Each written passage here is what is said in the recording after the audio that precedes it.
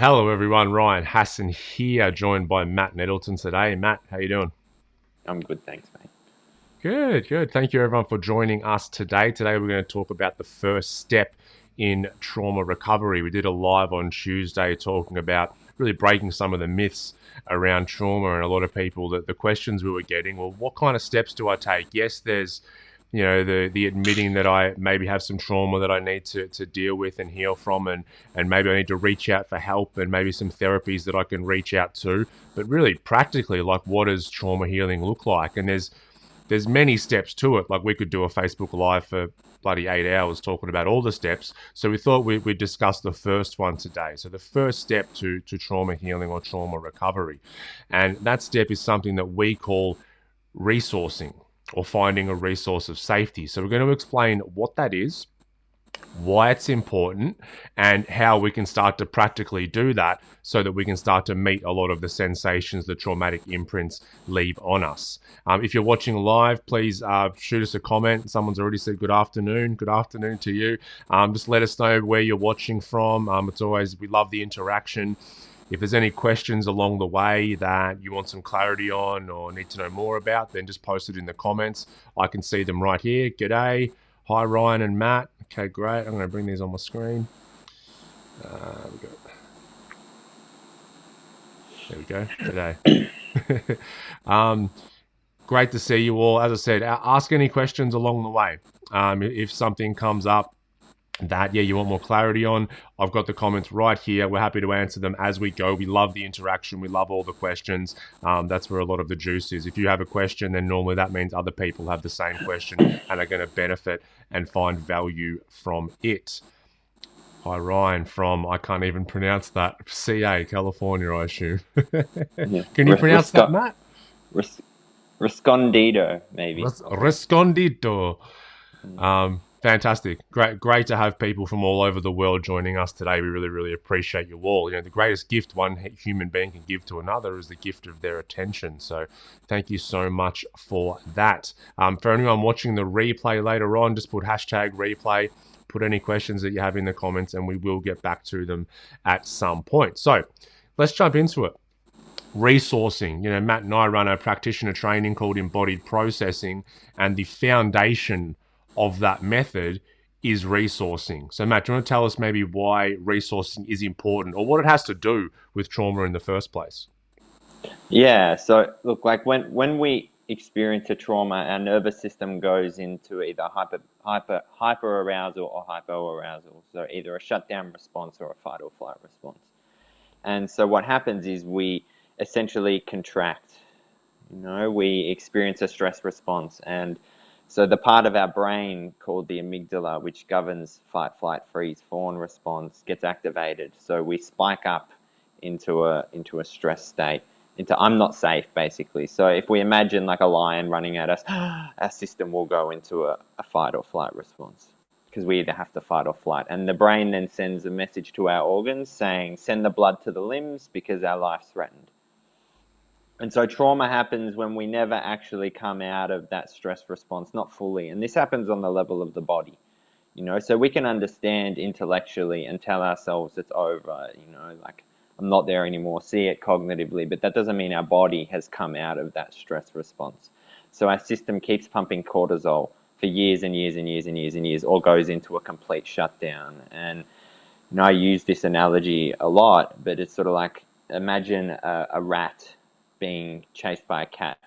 So the rat's just minding its own business, and then it sees the cat. It'll instantly spark up into a fight or flight response because it's going to have to fight off the cat, or it's going to have to flight. It's going to run.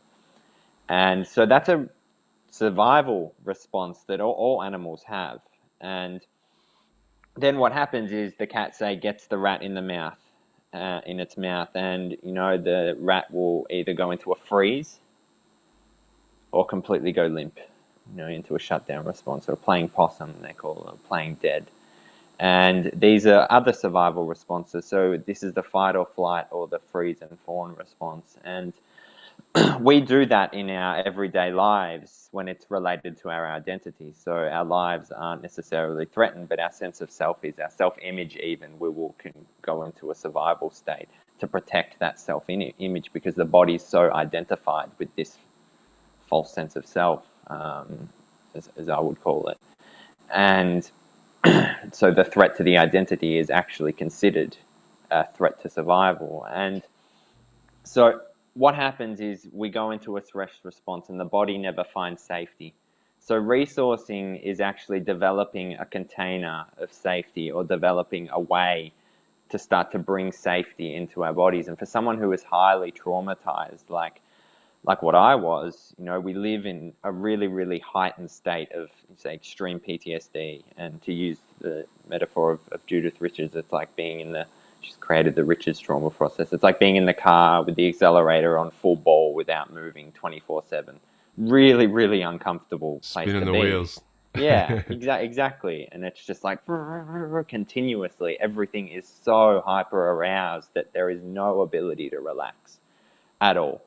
And so if we're in a situation, that it's actually not safe to relax, and we're in that continued environment, then building a resource is going to be much more difficult. But fundamentally, a resource is finding a ground of safety and cultivating that. So then the system can start to learn, on every level, head, heart, gut, cells, everything can start to return to that safety. So I look at it like we spike, and we can bring ourselves out of that. We come back to a place of safety. And so a resource is a safe ground to come to, because if we don't have a resource, and we're just attempting to meet the activation, we've got nothing to relax into. There's nothing that feels safe. So that tension, that chronic tension, or that hypervigilance isn't going to really let go unless it feels safe to do so. So a resource is bringing in that safe container. And for some, I'll just use some examples. For some people who are religious, it might be Jesus, might be their resource. They can just sort of imagine Jesus around them, and from that space they can then meet the distress. Or for other people, it might be the sense of presence. You can say Jesus and presence are synonymous in some schools of thinking, but that sense of sort of spaciousness, that awareness, or a being. So we rest in that space of being, and it can bring a sense of safety. Things can start to feel contained. It can feel like there's a greater field that's holding us. For other people, it might be a memory. A memory of when I was a kid and I was at the beach with my grandma, and my grandma always made me feel safe. So I just shut my eyes and imagine, go back to that beach, that sense of safety, and those feelings in the body. So as Peter Levine, creator of somatic experiencing, he says, we're building islands of safety within the body. And so when we're in that memory, we can then explore the sensations of what it feels like to be safe. So like a lot of people who have experienced, especially the more extreme amounts of trauma, it can be very, very uncomfortable and feel unsafe to be in the body. Yep. It can feel life-threatening to be in the body. Actually, there can be deep-seated beliefs that I'll die if I'm in my body, and get so overwhelmed by the stored emotions that it will kill me. And so we can start to explore the felt sense of safety. So building islands of safety in the body, and we can do this via imagination. So my body and my unconscious and my brain don't know the difference between what I'm imagining and what's actually happening. So it doesn't know the difference between imagining I'm at the beach and actually being at the beach. The same neural networks are firing, the same things are happening within the body as actually being there when I'm imagining. So I can go there and feel into what that feels like. Even if you feel nothing, even if you feel numb, that's still a feeling. We can start to feel that. And for some people, say the distress really might be a freeze response in their belly, like a constriction. It feels like if it's opens, it's going to overwhelm, or it could be just a numbness everywhere. Let's see if we can recognize that maybe just surrounding that is a little bit of space. There's a sense of safety around that. Something holding it. Or we can step to the beach. Just go to the beach in that memory or whatever it is for you. And just feel the difference as you do that. So feel how some parts of your body might relax, even if it's just the subtlest, smallest bit. And so what we're doing, so is essentially building on that, cultivating a sense of safety, our ability to come to safety. And for someone, say, with developmental trauma who had no safety throughout their childhood, they may never have experienced safety. So finding that, I heard one trauma therapist say she was working with someone who grew up in the war, um, not the world wars, but in a country that was always in civil war. And the only safety they ever felt was one time this guy looked at them with such love, and acceptance. That was the only time in their childhood that they were able to experience safety. Just one look, for a moment. And so we can take ourselves back to that moment and re-experience that safety. So then we've got the contrast. If we don't have that contrast and we've only ever experienced distress, or we've experienced mostly distress, or we can only experience distress now, we can start to bring ourselves back to that sense of safety. And so then what happens is we can then learn to pendulate back over and feel the distress, because we've got a safe ground to come back to. So when, say, a lion's running at me, there's no safety in that moment. So my system goes into, I'm not safe, I need to protect myself somehow. Trauma happens because it never finds that safety again. So what we're doing is we're bringing in what was lacking in the moment or period of time, or lifetime, of feeling no safety. We're bringing that in, and then once that started to be cultivated, we can start to experience the distress, and over time our window of tolerance grows, and we start to grow in our capacity to pendulate between the two, even cohabit both. For, say, some people, it might be that sense of presence that surrounds them. We can learn over time to cohabit the resource and feel the distress at the same time. So this is why it's foundational, because without that we can be attempting to meet anger or rage or terror or fear or helplessness or despair or whatever sensations are happening in the body. But if we don't have a safe container or safe ground to do that from, then it can be like spinning its wheels. And also a resource could be a person, a therapist that you do this with, that gives you that sense of safety, of it's safe to feel this, someone to sort of hold your hand. So a resource can be anything, that helps you recognize a felt sense of safety.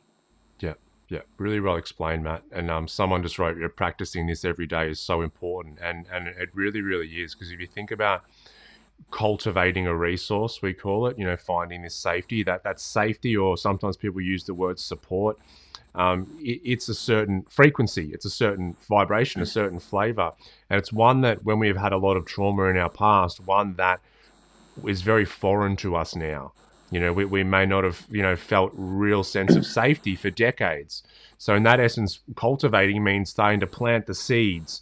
And this is what we do throughout a daily practice, is we plant these seeds of resource, of safety, and then we have to really water those day after day. And eventually that seed becomes a seedling, becomes a plant, and we can eventually have this really big, tree of safety within us, which means, like Matt said, we're able to meet distressing events from our past, but also distressing events in our life day to day from a much more grounded place. And once we have a solid enough resource, we call that then growing in capacity, then we can meet so many of life's experiences without getting overwhelmed.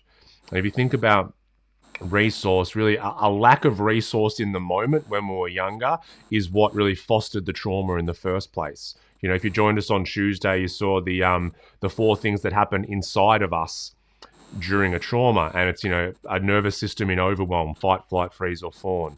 It is stored emotional energy and survival stress. It is the creation of painful narratives about ourselves and the world, and orphaned parts, which means split off parts of the psyche. That happens. The first two happen. Okay, the nervous system in overwhelm and the stored emotional energy. Then the second two, the painful narratives and the orphan parts, happen when a resource isn't present. When a resource is present, when we were younger, we can start to come out of the stress state back into a calm state, what we would call a ventral vagal state, without getting too much into the nervous system. But us mammals, we develop this more evolved part of our vagus nerve. You might have heard the term vagus nerve. It is so much in charge of this fight, flight, and freeze response. The vagus part of our nerve is all about this coming back to safety, social engagement, and connection. Okay. So when we go into a stress state, but then our mother or father or caregiver or someone is there to come and hold us, eye contact, calm us down and let us know we can come back into a safe place, that's when the loop can close. And that's when I won't create painful narratives about myself and the world, and I won't start to orphan parts. Now, unfortunately, none of us have grown up in circumstances where we've avoided this completely. Mm-hmm. I was actually watching yesterday, one of our great EP practitioners was doing an assessment session, and I was watching the session, and during it, the person that was having the session done on them, an event when they were 5 years old. This just gives a really good example. This is why I'm explaining it.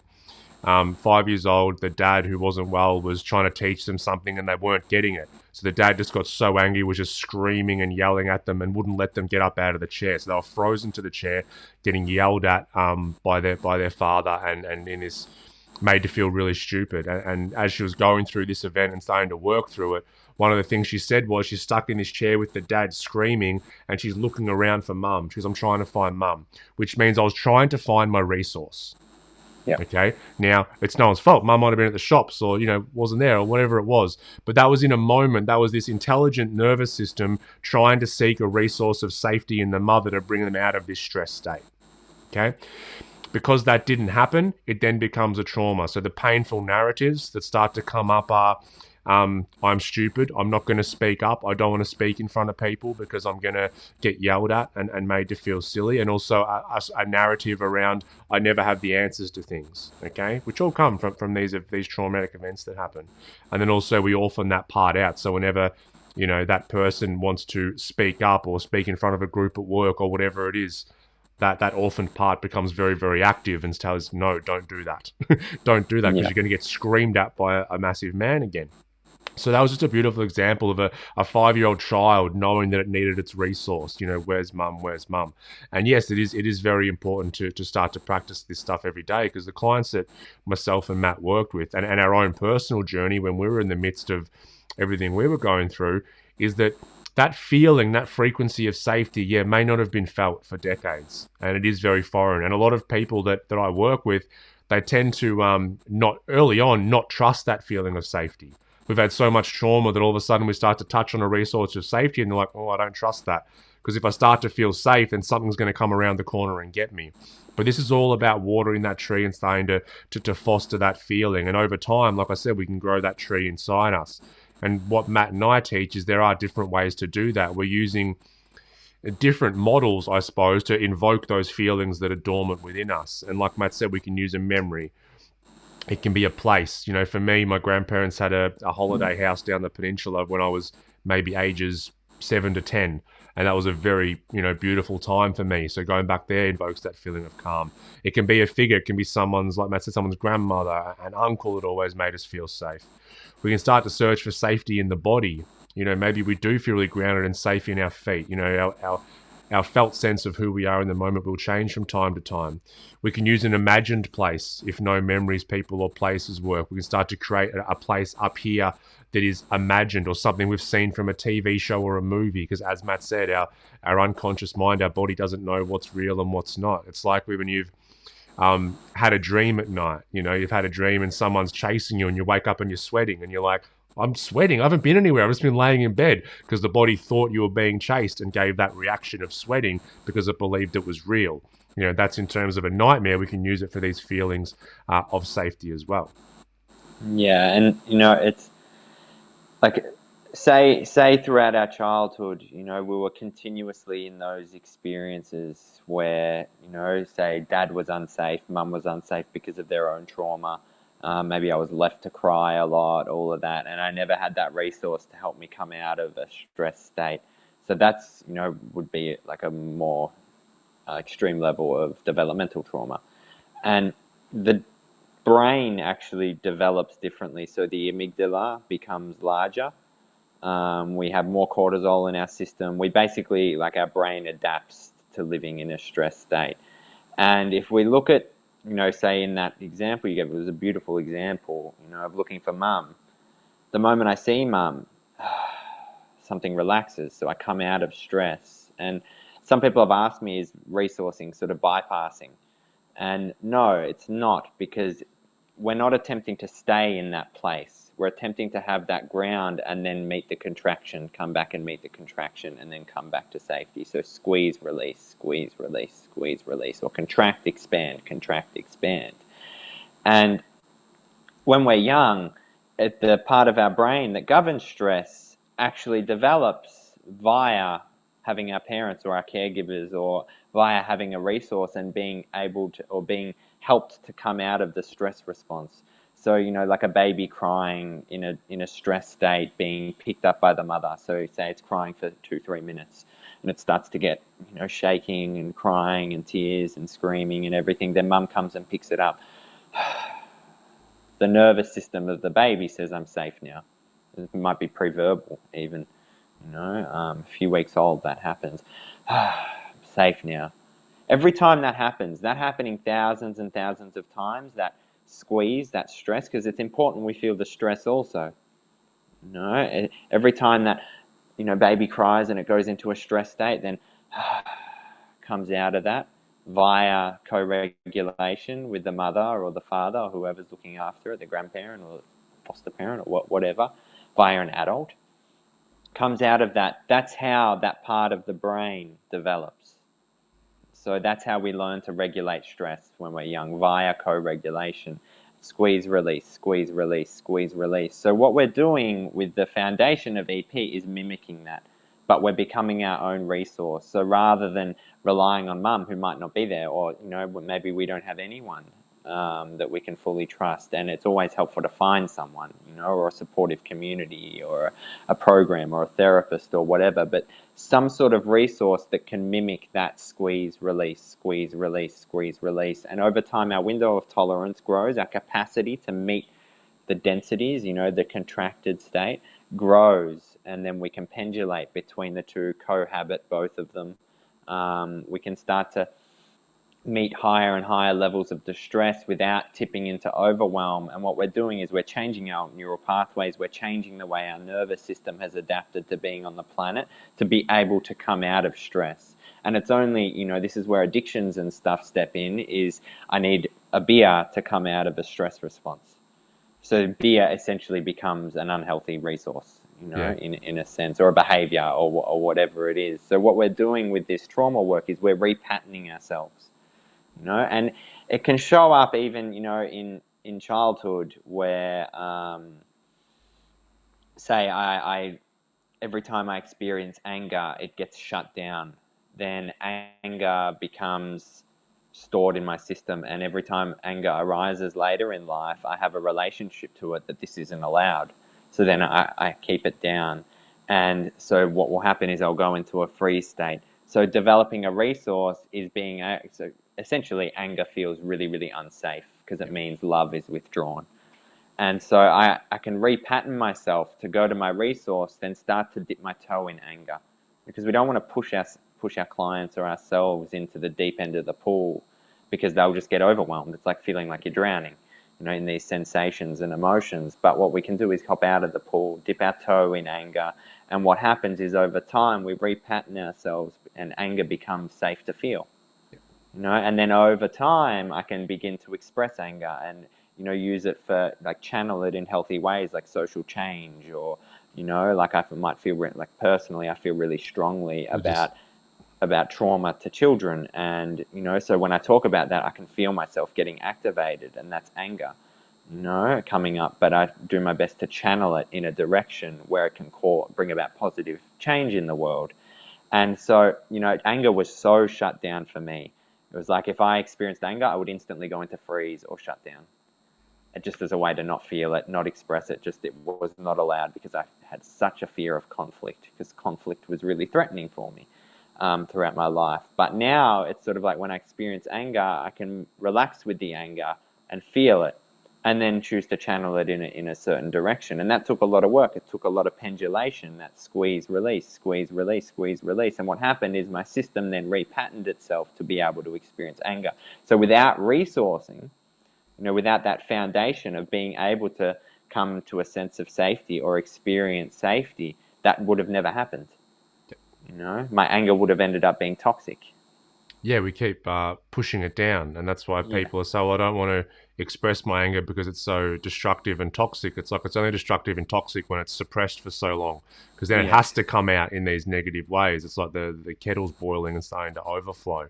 What Whereas would that, just I just want to add to that as well, and because it doesn't feel safe, so it becomes a perpetrator response, which is a trauma response. There's a threat to my survival, so I'll go into an overwhelming state of anger to protect myself, and that can happen from a little comment from our mm, partner. But if I develop a resource and sense of safety, I'm able to stay present and feel it in the body and then channel it in the right way. And this can take a lot of work, to get to that point for someone who's really shut down anger. But if I can learn to hold a resource in that moment, that makes all the difference, because then I don't feel unsafe. It doesn't become a survival perpetrator attacking that's response. Then there's the other side of the victim, terrible word, victim, but like that sort of shut down shame. If that's a way of maintaining a sense of self and an identity, and we live out these victim perpetrator roles with no resource in the relationship at all. And the relationship's not a resource. The relationship is actually a cause of trauma.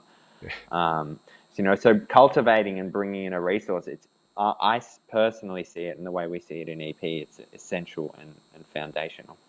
so true. And the anger one's a really important one because so many people are struggling with shutdown anger and people pleasing and fear of conflict. And not only can we direct that anger in causes that we truly feel passionate about in the right way, but we can also not be afraid of conflict. So we're not going to compromise our own values and just say yes to everything.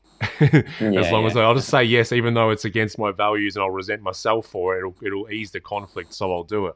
So we actually have a no that means something. We our own our own internal state and our values are more important than anything else, which is what we need more people doing. and we have to feel safe to be able to step Exactly. into a healthy space. If we Yeah. don't feel safe, it's we'll go into survival. There's the rat's in the cat's mouth, so to speak. Exactly. And that's one thing that to everyone watching to notice within yourself. Like just notice that whether it's anger or frustration or rage or one of those branches of the anger tree start to rise up. Just notice in your day to day life when it starts to rise up and you just want to shut it down. There's that pull inside you to shut it down. And that pull, if it had a voice, would be saying, not safe, not safe, not Yeah, safe to be angry here.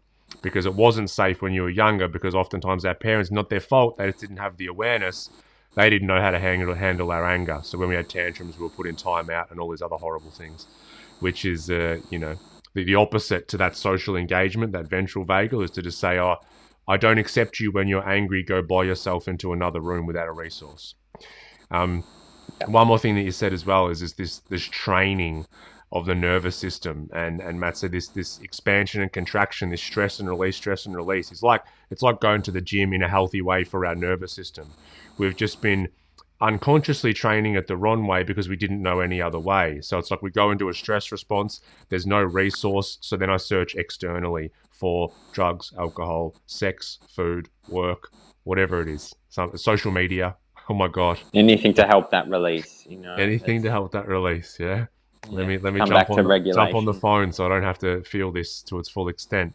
And so we train ourselves to do that. We train ourselves that whenever there's a stress response, I need to go externally to a vice of some description to help deal with that. And the thing is, whatever the vice is, let's say it is alcohol, it does work in the moment. Yeah, it will calm the nervous system down, but it's temporary, it's short term, and then we suffer more stress as a result of that behavior. So over time, we're doing these short term fixes which create more stress on top of the general stress that we've been accumulating. So no wonder after years of that, we end up in this completely dysregulated state. And it Yeah, takes and a repatterning to get past that. and it doesn't bring the nervous system back to regulation. What it does is suppress the stress there. So it's a sort of false regulation. Nothing actually gets dealt with. So Yeah. it's a It's in squeeze. disguise. Yeah, it's a squeeze covering up, squeeze covering up, squeeze covering up. So we don't have to experience the distress. And so like having a resource is like having or developing a capacity to come out of that into a sense of safety, and then pendulating, or titrating between those two experiences. And then, I heard one trauma therapist post, eventually what happens, what was once overwhelming becomes just uncomfortable. Yeah. I can be with this, I can contain it, I can hold it. That's how you know that that capacity is growing. It's like when you have those situations, and oftentimes you don't realize until after the situation. Something might have happened at work, and then you get home and you're like, I would have flipped out at that 6 months ago. I would have lost my shit and caused a massive Yeah, scene, but it didn't really affect me. It maybe was slightly annoying, or maybe I didn't even notice it at all. And it's these wonderful shifts that can happen purely by this first step of meeting trauma, which is resourcing. So I think yeah, we'll wrap that up there, guys. That's been about half an hour, a bit more. I just want to thank you so much for watching. I hope you've learned something about this first step to meeting trauma, which is resourcing. If you want to dive deeper into mine and Matt's training, we have a big discount on our embodied processing practitioner training at the minute up until this Sunday. Just enter EP50 at checkout. I'll put the link with all the course curriculum and everything in the comments just after we jump off to have a look. But if you want to dive deeper into that, we cover resourcing, how to process emotions around trauma, how to find the origins of trauma, how to find resolution, all of that kind of stuff, as well as all the theory behind trauma, which is about, hours and hours, maybe 40 hours of content there. So there's something you want to jump into. Check that out. Someone just said, love this so much. Thank you. Thank you for joining us. I'm thanks. going to put that up on the screen. Thank you. Thank you all. As I said, the greatest gift one human being can give to another is a gift of their attention. Thank you so much. If you're watching the replay, shoot us a question if you have anything about resourcing, and we will get back to you and answer that. Much love to you all, and we'll probably see you next week for another live in the group. These are fun. What do you reckon, Matt? Yeah, we'll keep doing it. We'll keep doing it. Maybe we can move through some of the steps. We did resourcing today. We might move on to another step next and move through things in that way. So if that's beneficial to everyone watching, let us know and we will do that. All right. Awesome. Everyone, have a Thanks, guys. beautiful day. See ya. Bye.